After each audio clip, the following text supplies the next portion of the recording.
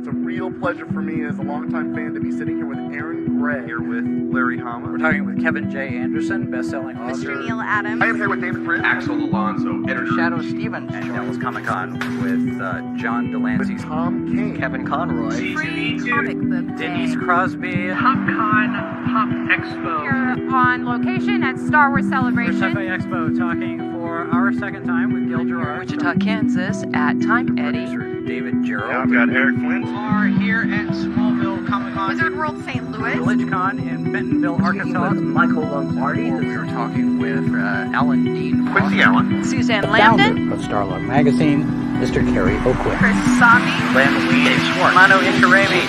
Jason Aaron. This is Sci-Fi for Me, your portal to the science fiction multiverse.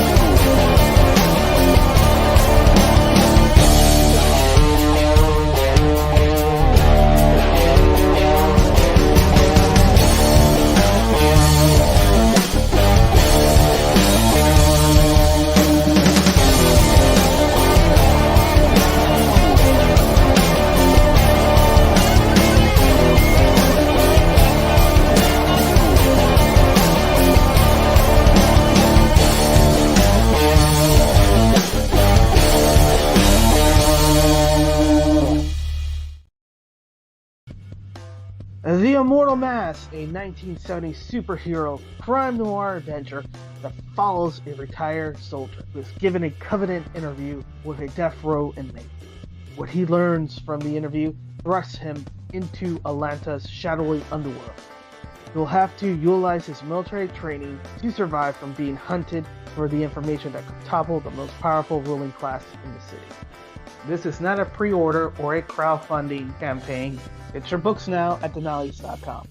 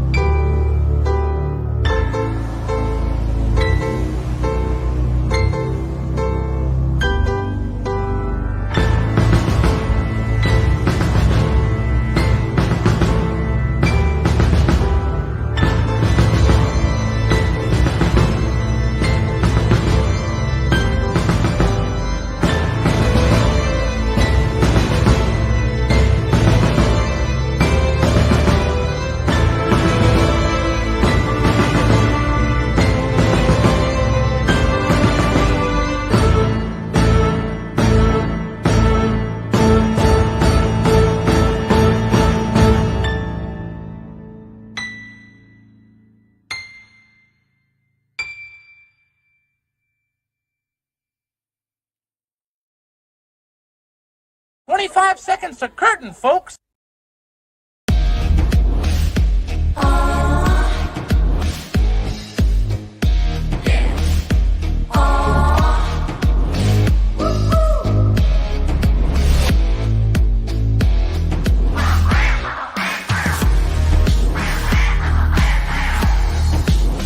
Your favorite podcast is Critical Blast. Ladies and gentlemen, Tomorrow's End in the house.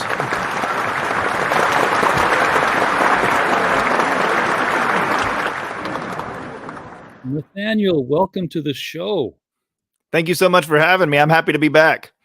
Glad to have you anytime, man. And I feel like right off the bat, we gotta tell people what you're about, because that music video is coming right on the heels of that Grammy performance that everyone's talking about.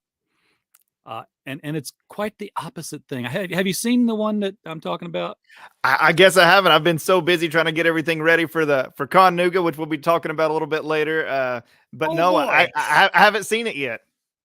Oh boy.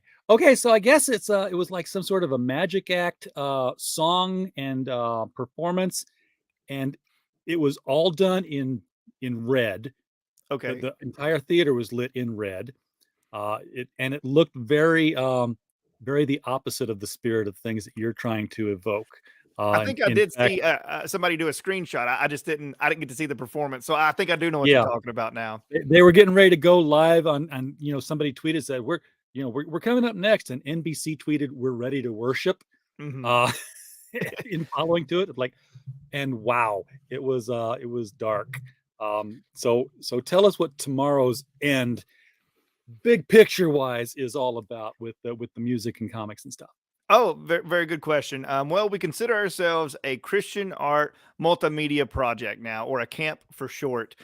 We do music, we do comic books. We just released putting out a board game.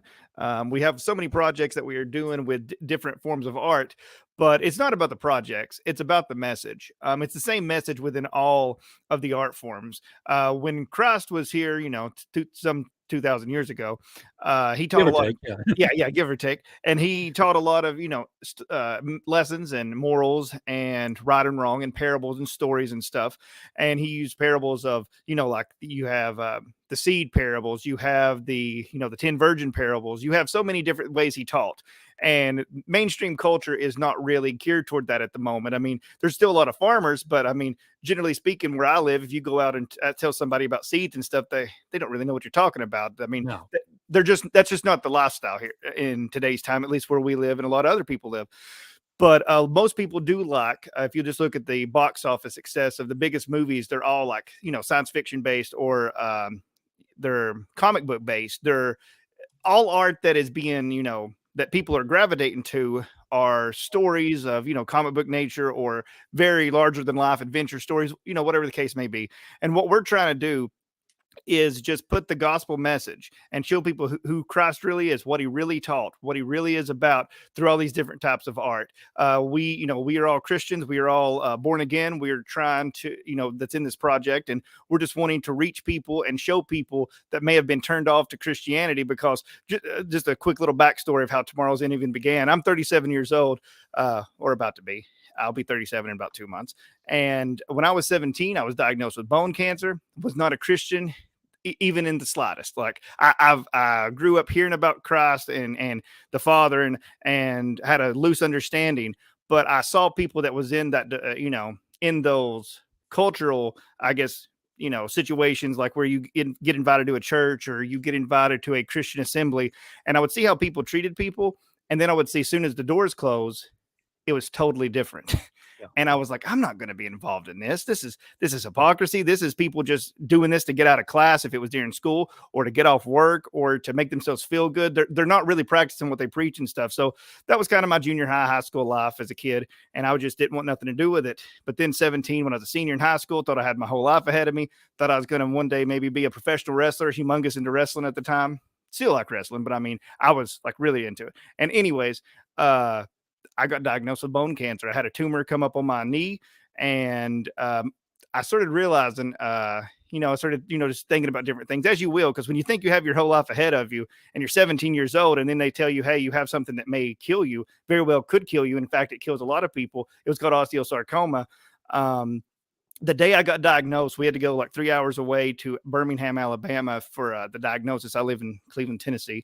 And on the trip back, because they did the biopsy, they still didn't know what it was yet, though.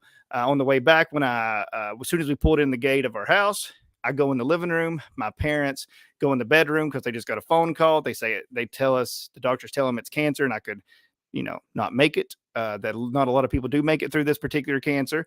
And as they went into the bedroom to, I guess, console themselves, I sat on the couch with my grandmother. And as I did, I just looked at her because she'd always, one of the people that's told me about Christ growing up and everything. And I looked at her and I said, so Christ would still forgive me for everything I've done? Because I was pretty I was pretty much against Christianity, just because I'd never really seen it practiced to the effect of where, what a Christian, what you would at least think somebody would be. And she said, yes, he would. And I started realizing I had been turning away Christ based on people who may not even have him in their life themselves. And I was like, why am I turning away a perfect God, a perfect Christ, based on flawed people? And so anyways, I accepted Christ that day, been a Christian ever since. And I have tried to make it my mission in life. I just felt God, gave me certain, just the knowledge to try to use talents and things that I like growing up to try to get people to come to him, if that makes sense. And it took a long time. There was a lot of, you hear about being clay and, being molded. I had to let God shape me along this journey. I mean, it's almost been 20 years, and it's really just now getting to where we're finally starting to get what I feel like is our mission. It took, it took 20 years because we had to be shaped. We had to learn. We had to make sure we're not going to turn away people ourselves with our attitudes and stuff. And anyways, to make a long story short, the whole point of this is to try to show people, if you've turned away Christ based on the stuff you see on TV with flawed people, with corrupt pastors, with corrupt preachers, with people that's just after your money, please don't judge Christ on that. Look at the scripture. Look, go to BibleHub.com if you want. If you don't know exactly which, interpretation, it's got every interpretation. You can kind of, you can go there. You can go there. You can go there and read it. And the point is, don't turn off a perfect Christ. Don't turn him away based on flawed people, because people will always let you down, but he never will. And we're just really trying to repair the divide that a lot of people who profess Christianity have created by their actions. Because again, if I tell you I'm an apple tree and all you see is bananas spring from me, my fruit is not showcasing what I'm claiming to be or what I'm claiming to live or anything like that. So the whole point of Tomorrow's End is literally about the question, are you ready for tomorrow's end, which means death and eternity? And the point is, if not, think about it. Think about, did I turn away Christ because of my relationship with other people that claim to be a Christian? Or did I turn him away based on what scripture says? It's different when you turn away, Christ, when you just say, I don't want nothing to do with it, just because you don't agree with it. But if you're turning him away because of people that are not even representing him in the first place, that's a whole different scenario. And also the flip end of that coin, where anybody that's, is a professing Christian, we're trying to say, hey, look at your life. Make sure that you really are, practicing what you preach, because sometimes the only Christ anybody ever sees is the one that's in me and you. And if we're not walking it out, why would anybody else want it? If that makes sense. Yeah. You hear a lot of people will, turn to God, of course, when they're facing an end of life kind of crisis. Mm-hmm. And then once it's done, it's like, whew, okay. Glad that's over with. What was I doing before now? But with you, it stuck. Mm-hmm. There was something that clicked with you where you're like, yeah, I'm sticking with what I said. I'm going to keep my word on this and continue walking that path. The one thing that I was actually conscious of that, because I had grew up with a lot of people when they would, the same thing, you would see it on the TV, they had this big conversion. And then as soon as they got better, they went back to their previous lifestyle where they're, doing the money, like the rap videos and, whatever. They just went back to their previous lifestyle. And I was very conscious of that. And actually I had many people when I first, because I was so against Christianity, even as a teenager, many people told me, when you get better, if you do, and they would say that sometimes, and they say, if you get better, you won't be feeling this way anymore. And I'm like, no, I promise I will, because I had I truly did, it's kind of like, like when Paul has his Damascus moment, and then, the rest of his life, he tries to, get the gospel out. And you have to really think about Christ's words. He says, count the cost before you follow me and stuff. We have to think about that. Being a Christian isn't just saying I am a Christian. It's about what you live. It's about how you act. As you saw in that, people saw during that little video package, we're a band. Oh, again, we're a band where we do comics. We do, again, games, board games, card games. We're going to have an action figure animation thing called the Action Figure Shorts. We have a animation cartoon that's going to be a 2D cartoon animated by Pedro Ang, who's doing an awesome job. And we got all these projects, but the basis of all of these projects are, again, to show people, to help people think, do I really believe this because I just grew up with it, or do I believe it because I've had I have a relationship? Religion and relationship is two totally different things. I always tell people Christianity should never really be considered a religion as much as a relationship. It's about your individual relationship with Christ, and make sure that you're not turning him away based on what you've previously heard or what somebody else said. There's a reason why Paul says, I wish he was as the Bereans. They search the scriptures daily to see what I say is true. And that's the big point. We can prove it if we go to scripture. The problem is most people just listen to the guy on the pulpit and whatever he says, they do. And by the way, that's the same thing that turned a lot of people off because they heard somebody say something. It's about being, a reporter, being an investigative reporter yourself, and make sure you're, looking at things and delving deep into it. Right. And, one of the books I read as a young adult that had, I guess, the biggest impact on me was a little thin thing. It was called How to Be a Christian Without Being Religious. Mm-hmm. And the example that it gave there was like, religion is a set of rules that man creates to try to build a ladder to reach God. Mm-hmm. Because, we don't like things given to us. We like to earn our Mm-hmm. stuff. That's what people do. And accepting something that's a gift, that's, it's like, well, now I've got to get you something. And that's just Mm-hmm. in our nature. Christianity is, religion. It's building that ladder, Mm-hmm. whereas salvation is God Mm-hmm. reaching down to man. And he's got a really long arm. So that actually works if you Mm-hmm. look at it in that paradigm. Mm-hmm. And that's, again, my interpretation. That is absolutely no theological study whatsoever. I have no revelation on this. This is just something that's in my head, and I'm throwing it out there. Do not base your life on what I say. And hey, that's something I always tell people too. Don't believe it because I say it. Don't believe it because you read it in a comic book or you play a game or you listen to a song and you say that must be true because they put it in their art. No, I always say, if you're telling the truth, then guess what? That means you can be questioned about it. That means you can be, it can be held up under a microscope, because guess what? If it's truth, it won't falter. So I always tell people, you don't have to listen to what I say. If you do hear what I say and it intrigues you and it makes you think, go to scripture. See, is this what that's saying? And if so, you just gain truth. And that's what I always tell everybody, because the most important thing we need to do is make sure that we're looking into it ourselves, as opposed to just taking somebody's word for it, because that's how you get on a lot of bad paths and how you get on a lot of, questionable morality. And there's a lot of different things, It's not about what I say. It's about what scripture says and how Christ walked. And if you can find it in there, you're good. So I always refer people, again, sometimes people say, do you have something with BibleHub.com, like a deal or something? No, I don't know who created that. It's an awesome site, and it's been so helpful in my journey and many others. I just want to always refer people to that because it's got so many different translations. You can compare them and compare it to the original Hebrew, Aramaic, and Greek. And guess what? It'll show you what the correct translation is. So it ain't for me to say which one that is, or if there is even one. I'm saying if you go there, you have all the tools at your disposal.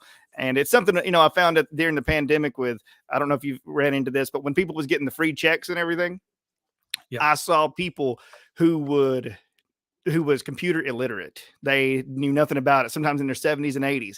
And whenever it came to that, they was like trying to learn, getting their phone or getting on somebody's computer. Okay, how do I check this? How do I go to IRS? How do I do this? How do I do this?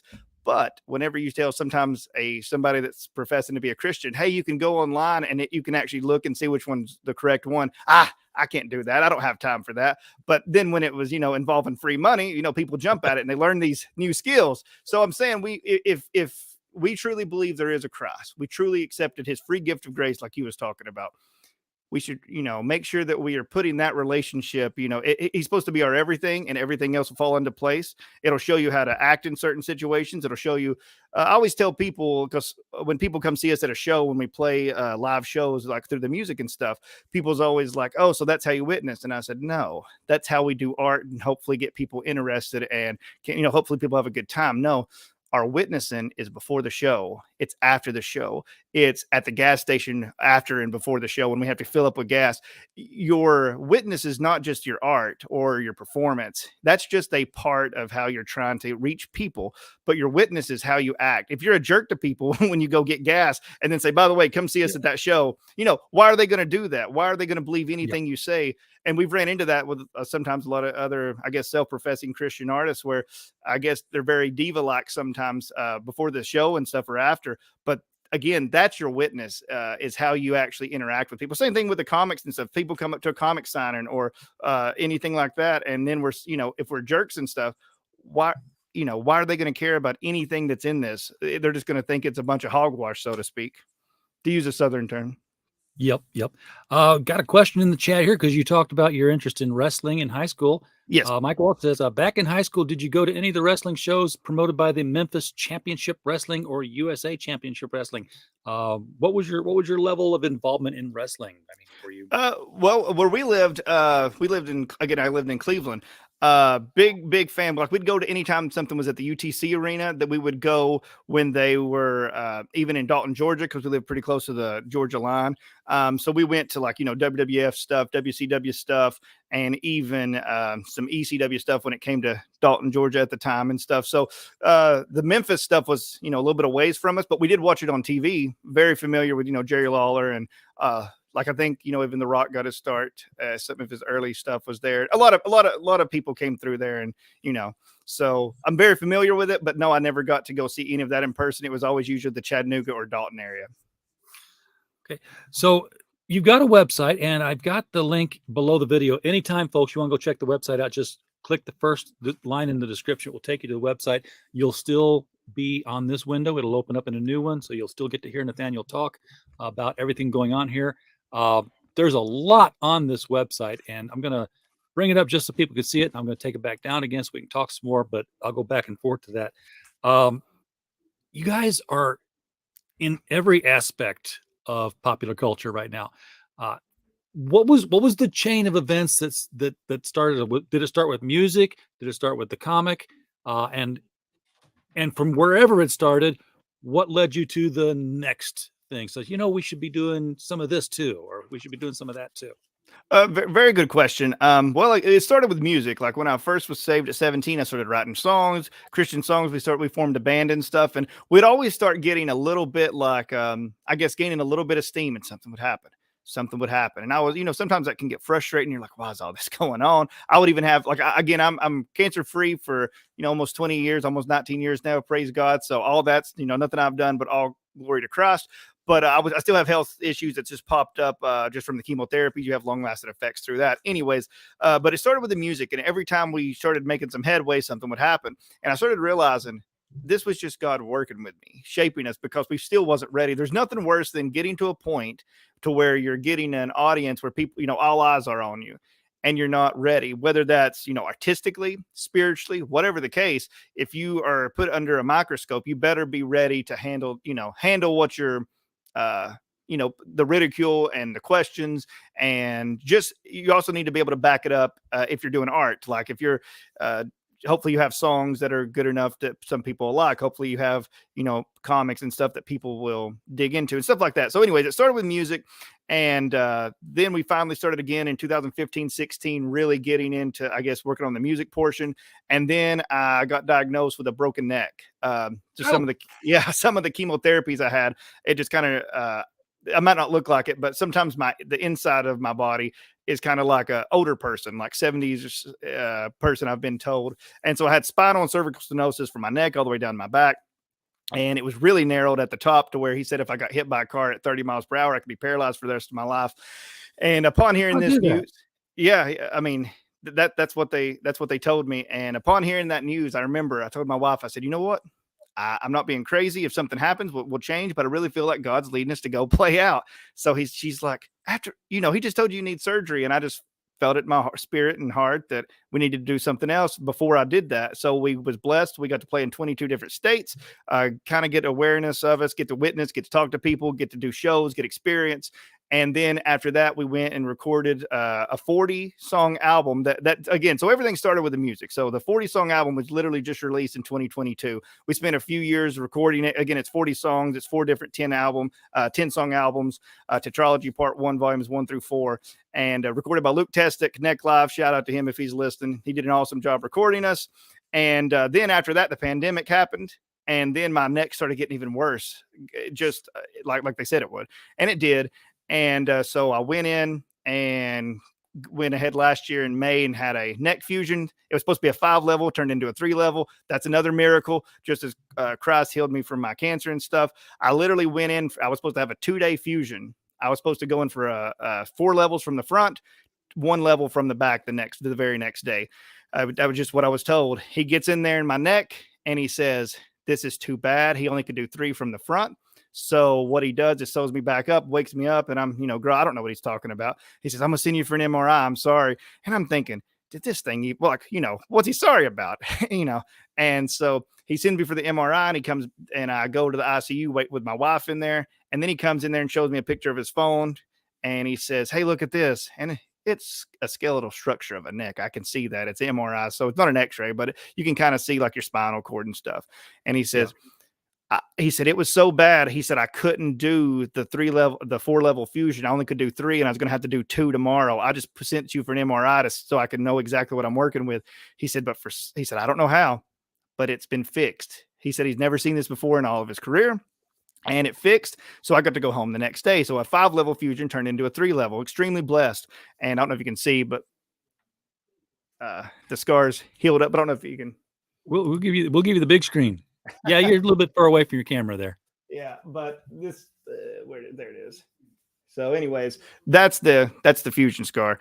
And anyways, my recoveries been going really well and stuff. But the reason I'm telling this is not just to give testimony, even though that's the most important thing.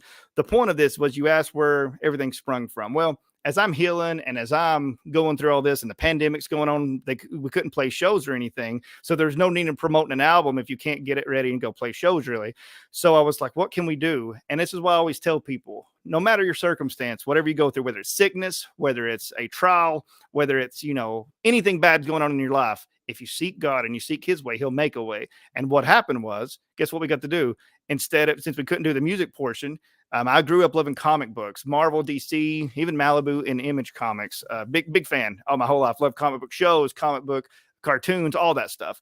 And I was like, you know what? We could take these characters and branch out and do like a comic, and because they're very theatrical, anyways. They all have a message. Go ahead. Let's put a pause there, because you just said something very key. Okay. This isn't just a band where you guys have done contemporary Christian songs or whatever it's called today. It's always contemporary if it's today, I thought. They're characters. All the people in your band are portraying a character with a specific personality trait, meaning, whatever you want to call it. Can you go through what those are? And as we do that, Mike has pointed out that there are actually several Christian indie publishers that have popped up during the pandemic. Cross Comics, my friend Rick runs that. There's Omen Comics with Tribulation Force over there. So a lot of people are getting into that particular game. But to the characters, who they are, what they mean. Definitely. Okay, so to my right over here is we have the X character. It's the guy in the hoodie. We go by X, I, T, S, and Q for question mark. We all have that different symbol on us when we perform, because it is more of an experience. It's not just people getting up there. It isn't just, it's to see, like, my wife's name's Haley. I'm Nathaniel.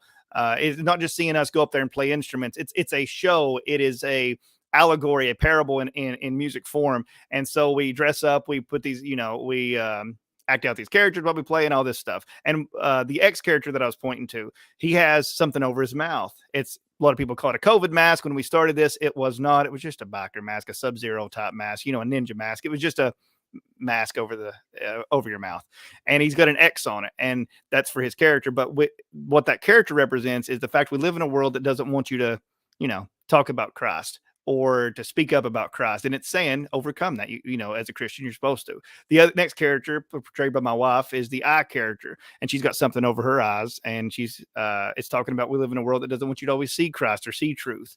But again, we need to open your eyes and do that, or remove your mask and do that.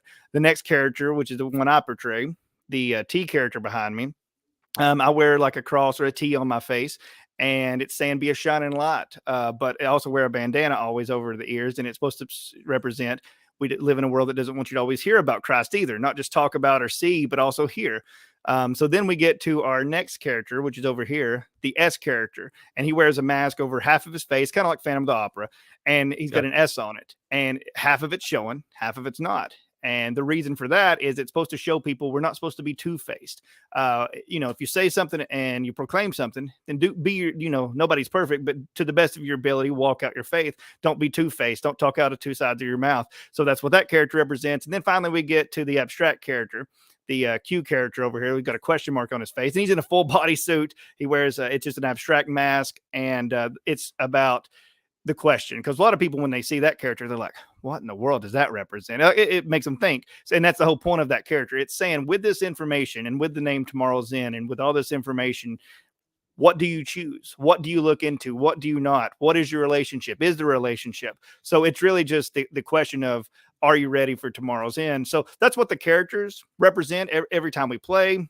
We have like a video serial that came even before the comic that we was doing to promote our 4 album release, the 40 songs.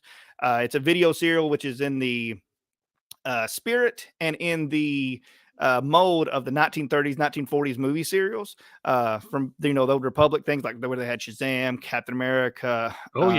You had, Superman, Batman, that's where the Rocketeer kind of comes from, and the Phantom and Shadow and stuff like that. And so we have a 21 episode 4-act video serial where it's done in kind of the spirit of those. So that's why they kind of look like they do. 3 acts have been released, episodes 1 through 16 as of right now, but act 4 will be coming here in a few months. And that was our, I guess, first foray into something besides just the music. It was videos to try to put with the music to try to help people think about things and to branch out to that area.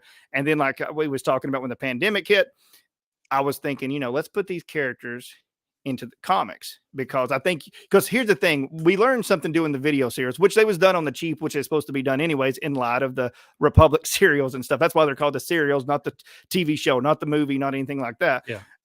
Because they're supposed to be done, on the cheap to a degree.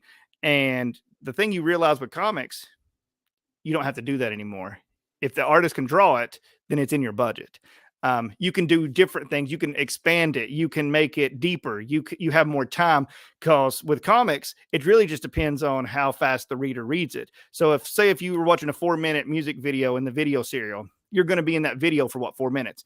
A comic, on the other hand, if you keep on making it intriguing enough, I mean, you can read a comic really fast if depending on the substance of it, but if you can really kind of, not to make it too dense, but to make it layered where people read it, then they're like, wait a second, you have to flip back and you have to keep on looking at it. You're engaging them more. You're engaging a different sense than just your ears and your eyes. You're engaging your eyes and also more of your mind, because you're having to literally read it and think about it more, as opposed to just having it, nobody reads a comic in the background, so to speak. You can just have a video. The thing about comics is that because it is art and literature, and this has been pointed out in various studies that I always bring up when talking about, the nonsense of comics, as compared to real literature and real art. I'm like, well, the thing is that art is interpreted on the left side of your brain, and writing is interpreted on the right side of your brain. Comics is the only medium where it has to engage both halves of your brain for the story. Movies don't do that. Radio doesn't do that. Television doesn't do that. Books don't do that. So, comics is, something that's got you firing on all cylinders if you're, reading it. So, just because a lot of it's trash, don't blame the container for what's in the vessel. Well, exactly. And I always tell people, and I'm sure you've seen this in many interviews and people defending comics, but cave paintings, hieroglyphics, all these things, they use images to tell a story. And Yeah. there's a reason these things weren't just wrote out, because it does engage you. It can make you think about things differently. And again, like you said, it engages both parts of your mind, and it just really makes you, I guess it's more of a, what would you call it? I guess more of a immersive experience, in my opinion, because so many people, when they watch TV or a movie, they're also on their phone. I've seen so many people where they even in a theater, where even though it says turn all phones off, most people don't, and people's like, watching their phone, watching the movie, and sometimes they're even saying this movie's so awesome while they're not even really watching the movie, or really, they just get the surface level of the movie, not exactly what it's about. Whereas the comic, you don't really see that. Nobody's usually doing this, reading a comic and then also on their phone, because it takes more attention. So anyways, I've always loved the comic medium. I've always loved it. Like I said, I was even a big fan of like the indie comics, or I don't know if there's indie, but the smaller promotions like Malibu and Image when they started. Like I was a big fan of the Ultra Force books. Most people don't even know what that is. But the Ultra Force, yeah, Prime, Prototype, Hard Case, Ghoul. Prime was their Captain Marvel. He was, yeah. He was a kid who turned into a hero. And, yes. and yeah, Mike, just like how we read the old comics on your channel every Friday, Mike, the Mike Stand, we read from the 1939, 1940 books, progressing our way through the golden age. We read out loud, we do the voices. That's really cool. And somebody should do that with the Ultra Force characters, because Marvel bought them, but I don't think they'll ever use them. But Marvel bought, I know the people who were there. Marvel bought Malibu for their coloring department. Because they had the top of the line colorist, and they were doing things that Marvel couldn't. They didn't care about the stories. They bought it lock, stock, and barrel to get the coloring, and then they shelved the characters. Yeah, but there was some cool characters in there. Like there was even a cartoon about it, in like when I was growing up and stuff in the 90s. So like it was even cool. But yes, I hope that answers the question to the best of my ability. It's about mixing genres as well, like the comic itself. Like the first issue, like every character battles a monster, and all these monsters represent what's inside of themselves. So like the first issue, the T character, there's a lady on the cover with all these splattered pages on her and stuff, and it's kind of like a mummy, like from the old. They're all in a way kind of Universal monster inspired in a way, like she's kind of like a mummy and stuff, and she's representation of lust, and it's about the T characters battle with lust. Then you have the next issue where you're mixing genres. You have the Q character and the I character, and you have like a Frankenstein Hulk monster called the Lever, and a big like steampunkish robot that's kind of like the X-Men Sentinels and Hyde and stuff. And they represent envy, and the robot represents greed, where sometimes our greed is like putting together a robot. You're putting it together cog by cog, and you keep on just wanting to, I guess, get more and more, avarice takes over. And you've built this monstrosity, which you can't defeat, because the hardest thing about greed is whenever you obtain so much, you don't want to lose it, because now you've got a collection. How can you give up something you spent your whole life doing, even though maybe it's not the best thing for your spirit or sometimes your finances? I've seen people even have to do bankruptcy just because they was collecting a lot of stuff. By the way, I don't think collecting's bad. I'm a collector myself. I'm saying when it overtakes your life and becomes and that's not just with collecting, that's with anything, whether it's cars. It becomes the idol. Yeah, exactly. Idolatry. And then that brings us to issue 3, where you have the X and the S character, and you have a pirate and an alien, and usually they don't mix together always in comics. But the point is, the alien is called the Facade, and he represents just thinking we know something that we necessarily don't, and it's kind of taking the 50s sci-fi genre and mixing it with the old pirate motifs and stuff of the again, not early cinema in Hollywood and everything. And he's called the Reverse, and it's talking about just how a lot of times we are dead inside. So he's like a skull pirate. He's like bones and stuff. And a lot of times we are dead inside, but on the outside, you'll never know because of the facade and stuff that we put on.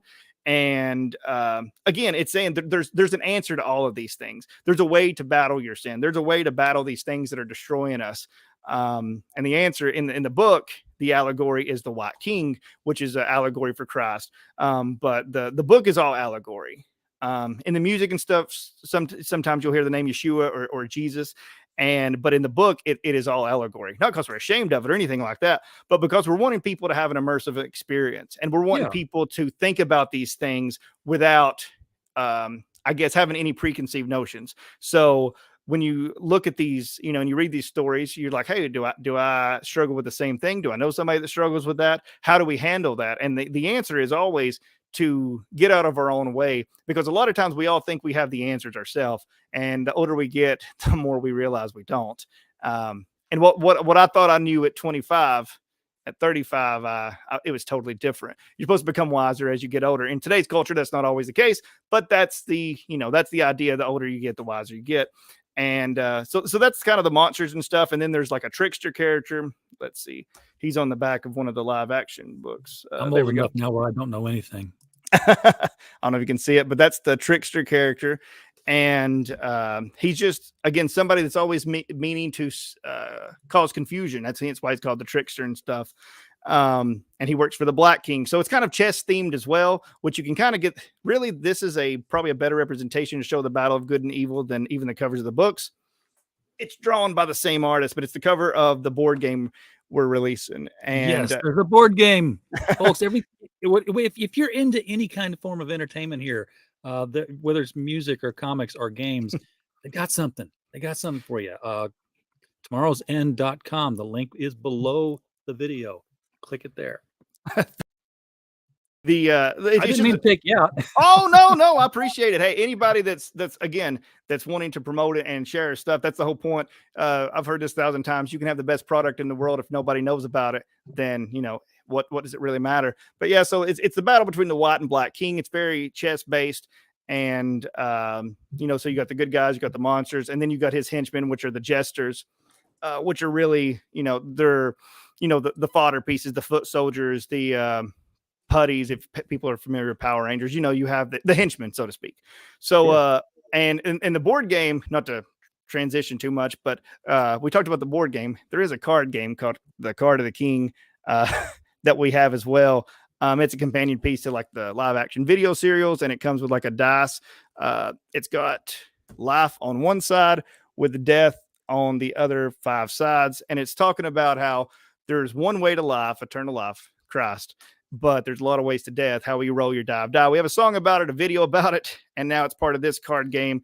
And I would say it's more entry level for people that kind of like games but want them to go pretty quick. That's more the card game. The board game is more immersive. It's got 2 sets of dice. It's got a couple different characters that are after you. It's got different rooms you go into. It's got a coin that you have to flip. It's got 2 spinners. I mean, it's more immersive and more for somebody that really likes games, and it's a companion piece more to the comic books and stuff. But we're trying to do it again, engage people at every level. So that way, guess what? If you don't like music, check out the videos. You don't like the videos, check out the comic. You don't like the comic, we got a card game. Don't like that, we got a board game. And then we're even branching out into animation, which I mentioned at the first of this show, done by Pedro Ang, awesome animator. People should check out his stuff. We'll be sharing his cartoons that he's made for us here shortly. So that's something just really important, is to keep on engaging people with different forms of art and the same message, but the story will always vary a little bit from art form to art form. So you're not reading the exact same thing or watching the same thing. But the animation's turning out really well. There's going to be 8 micro episodes, 8 1-minute episodes. I'm kind of in the style of the Clone Wars, not the CG show that everybody's familiar with, but the one that came out around episode 2, episode 3. It was like Cartoon Network. I think it was done by the Samurai Jack people, where they had the micro episodes. It's kind of the same concept where you're taking these micro episodes and then they build into one. Like if you watch them as a whole, they connect, kind of like the video serial, actually. But Pedro hasn't shown them to me yet, but I'm just curious now, because you have a thematic style to everything going on here. That being the black, white, and red. It's in the band costumes. It's in the character designs. It's in the comic book. The comic books are all black and white with red spot coloring throughout. It's definitely on the board game cover. I would assume it's going to be the same internally as well. And on the card, is the cartoon going to be black, white with red spot color, or is it going to be? It is. And one thing is branding, of course. So if you see red, black, white, dash of gray, that's Tomorrow's End. So one is branding, but that's the one thing people, when they look into us, whether they like us or hate us or indifferent to us, they can at least say, hey, that looks like a Tomorrow's End thing, because everything has a meaning. For example, there's deeper messages within the board game and the card game if you actually when you play through it, if you actually pay attention. There's messages within messages, themes within themes. That's in the comics. That's in the even the cartoon. That's in the music. That's in the videos. So the red, white, and black motif is not just to be cool. I mean, hopefully, yes, it does look cool and it's eye-catching, but it's about, again, like I said in the story, there's the black king, there's the white king. So there's sin, there's purity of Christ.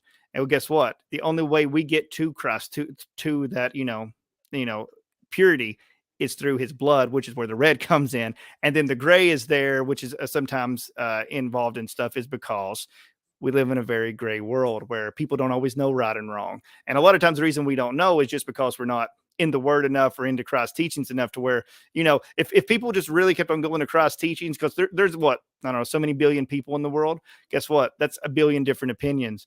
But it's important to find, there has to be absolutes, or there is nothing right. There is nothing wrong. There's just 2 billion opinions. So that's kind of where you get into that. But anyways, all the colors do mean something. And yes, the cartoon is in the same motif. There's only red, black, white, and a dash of gray here and there. And he's done an awesome job doing this. Like the artist that does the comic, Dan Drews in Indiana, he's the one that designed the board game. He's the one that drew the comics. He's done so much stuff to help this brand, but also Pedro, his stuff is unique in its own right. It's different. It's his take on these characters. He's done a very awesome job with his animation. I can't wait for people to see it. And I'm just excited. We're going to be showing it off, actually, which will bring me to my next point, at a Connuga. It's a awesome Comic Con that's in Chattanooga, Tennessee, at the Chattanooga Convention Center. It's February 17th through the 19th. We'll be there all 3 days. For anybody who wants to come to our table, meet us, see what we're all about, help us practice what we preach. So you can meet us in person and realize, hey, we're not going to shun you away or nothing. We're going to talk to you and engage with you. And we want to meet you. We truly do.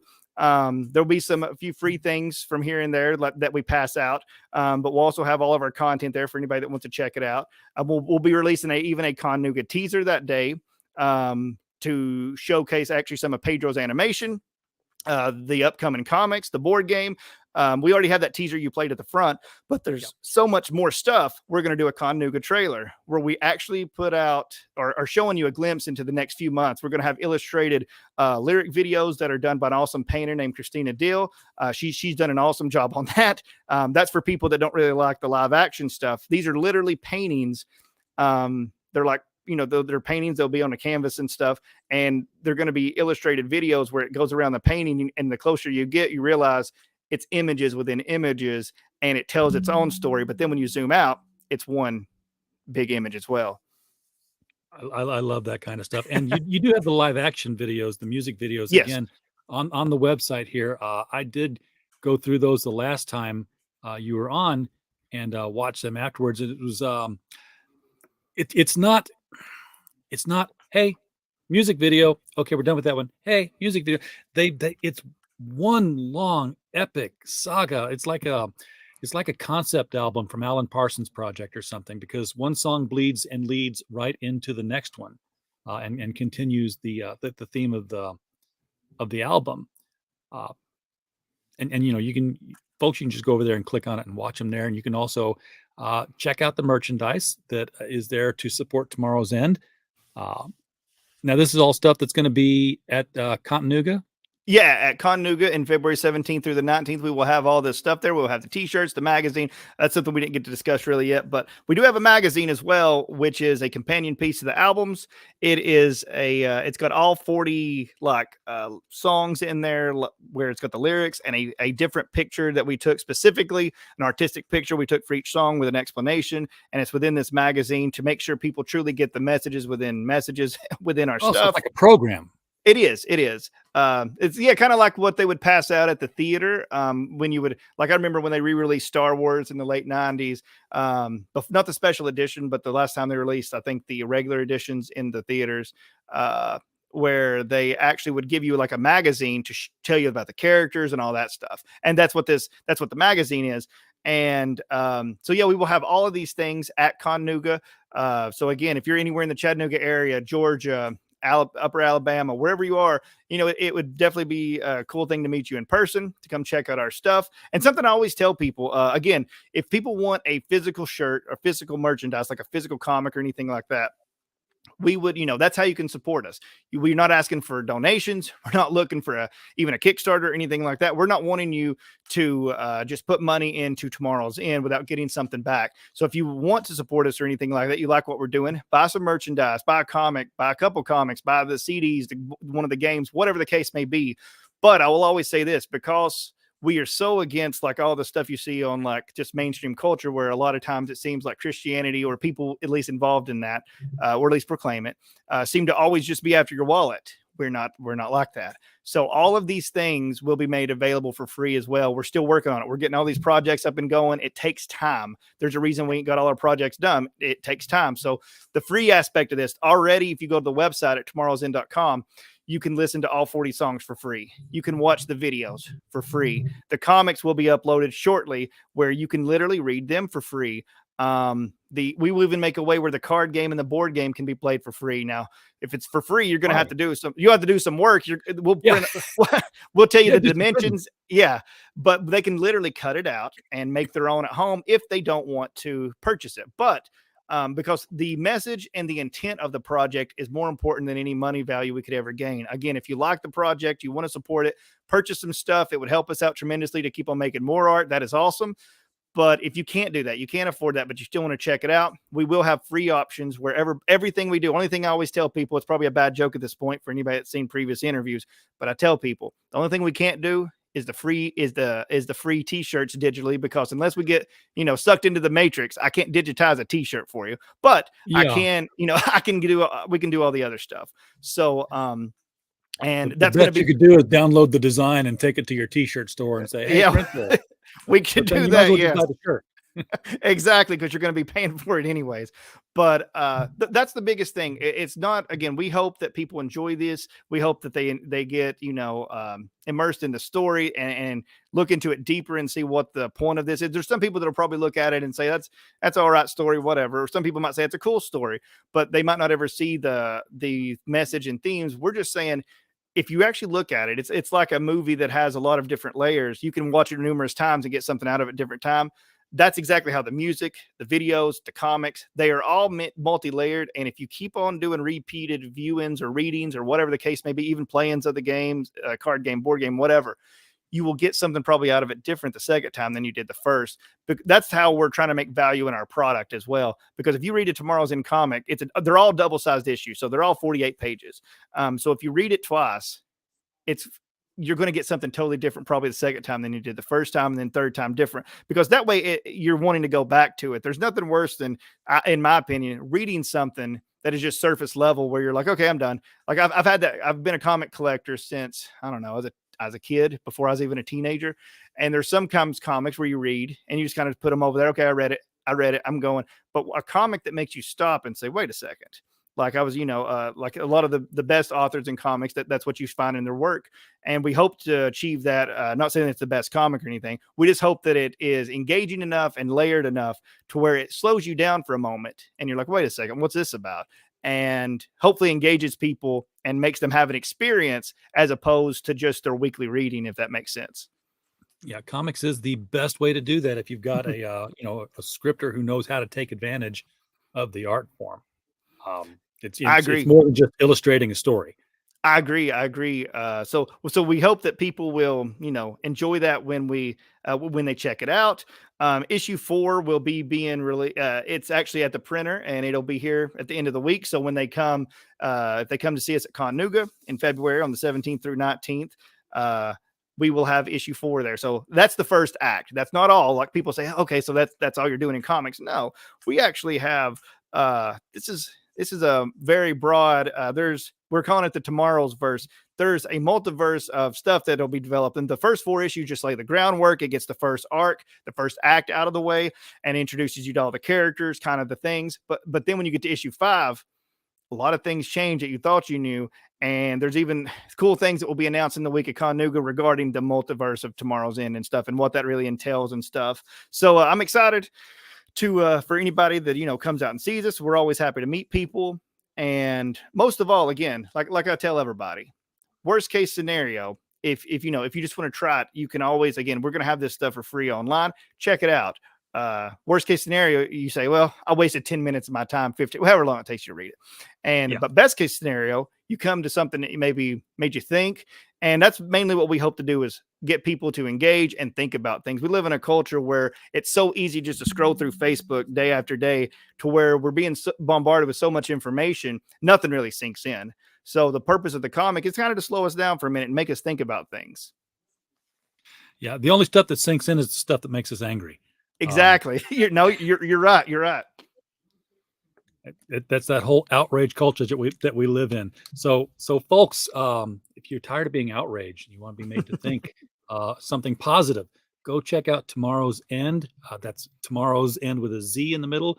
Link is scrolling across the bottom now, and there's the link below. If you're watching this on replay, no excuse why you can't find this link. It's right there, clickable and everything. Go over there, read the comics for free, listen to the music for free. And then if you decide you want to, read it when the computer's not on, buy the physical books, get the DVDs and listen to them the CDs and listen to them in your car. God help us if they put DVD players in cars, we'll be dead. Because I'll use it. Oh yeah, no, I understand. And something else, our music, if people don't want the physical CDs, but still, again, want to help with anything, they can always, again, they're free online on tomorrowsend.com. All of it's free. But if we're also available on all streaming platforms, all 4 albums are there. So that's 40 songs. And another thing with even the music, kind of like the comic, where you have aliens, you have pirates, you have a Frankenstein-like monster, you have robots, you have a mummy kind of like monster, then you have kings where it's a chess theme. You got all these different meshing of styles and genres. The music is the same way. We got 40 songs. We got some that kind of sound Western, some that are just hard rock, some soft rock, some more electronica, like rave music in a way. We've got so many different styles.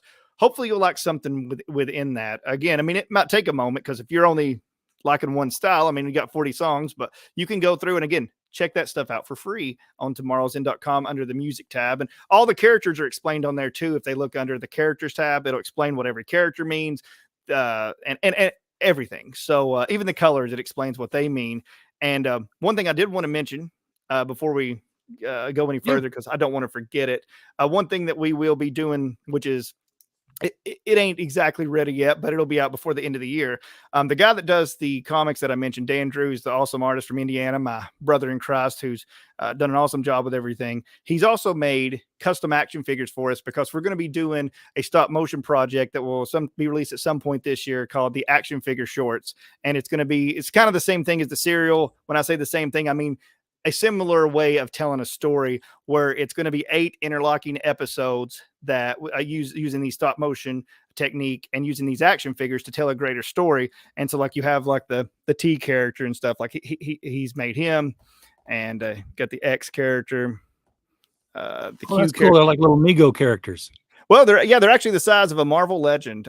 Probably I'm so back from this far from the screen, you can't really see everything, but that's the S character. Then you have the I character.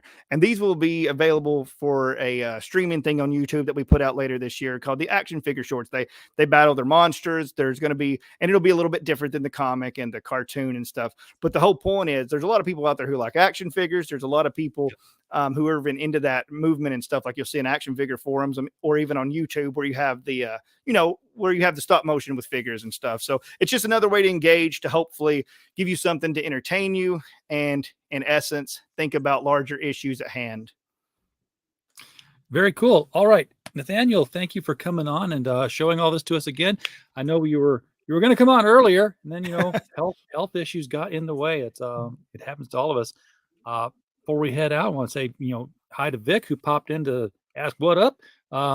Tomorrow's End's what up, man. Go check the link out and check out the comics. Everybody at the top of the hour, head over to the mic stand, where Mike Walters goes into the niche news of the night, everything comics, manga, and professional wrestling. He will be doing that in just 30 seconds. So pop over and tell him you came from here. It will make his night, believe me. Channel needs support. Nathaniel, I look forward to seeing you again. I wish I could get to Chattanooga and see you in person. We just had Northwest Arkansas Con last month, and I looked at it and I was like, it's Northwest Arkansas Comic Con not a single comic publisher there. Mhm. It was all voice actors and wrestlers. I'm like, yeah, Mhm. no, that's not my thing. Maybe we can get you out here some year and you could be a part of that action. No, that'd be awesome. We're happy to go wherever, wherever a door opens, we will definitely walk through it. All right. Folks in the chat, thank you so much for being here tonight. We do not have a show without you. We're just a podcast falling in the woods otherwise. And as long as you were here, we just hope you had a blast. Good night.